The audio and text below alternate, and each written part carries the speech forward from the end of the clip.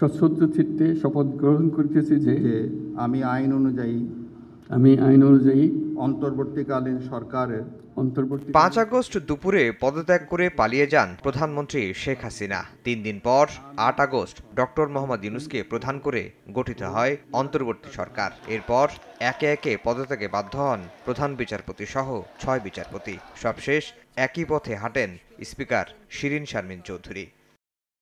দেশের ইতিহাসে প্রথমবার কোনো স্পিকার হিসেবে পদত্যাগ করেন শিরীন শারমিন। সোমবার পদত্যাগপত্র গ্রহণ করেন রাষ্ট্রপতি। অথচ সংবিধান অনুযায়ী স্পিকারের পদত্যাগের পর ডেপুটি স্পিকারের দায়িত্ব নেয়ার কথা স্পিকার হিসেবে, কিন্তু হত্যা মামলায় তিনিও জেলে।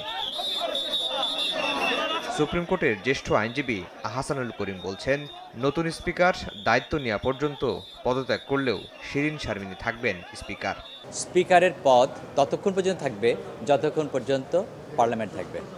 এখানে যেহেতু পার্লামেন্ট ডিসলভ হয়ে গেছে, সুতরাং অনুচ্ছেদ 74(2) অনুযায়ী পদত্যাগ যেটা আছে সেটা রিডান্ডেন্ট, এর অপ্রয়োজনীয়। কিন্তু তিনি আইনের ফিকশন অনুযায়ী তিনি কন্টিনিউ করবেন এবং পরবর্তী পার্লামেন্ট যখন হবে সেই পার্লামেন্টের প্রথম সেশন তিনি ডিসাইড করবেন।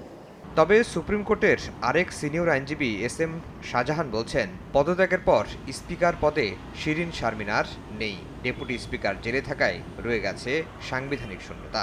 স্পিকারের পদ শূন্য হলে ডেপুটি স্পিকার ওই দায়িত্ব পালন করবেন, এটুকু সংবিধানের আপনার আর্টিকেল 74 সাব আর্টিকেল 3-তে বলা আছে। উনি জেলে থাকলে এই বিষয়ে কিছু বলতে পারবো না, কিন্তু উনি কি রিজাইন করেছেন? রিজাইন যদি না করে থাকেন, এখন এই ক্ষেত্রে আর আমার কোনো মন্তব্য নেই।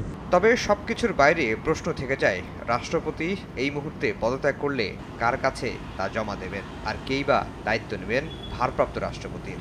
অথবা ভোট হলে নতুন সংসদ সদস্যদের শপথই বা কে পড়াবেন? সাংবিধানিক সেই প্রশ্ন রয়ে গেল। আফজার হোসেন, সময় সংবাদ, ঢাকা।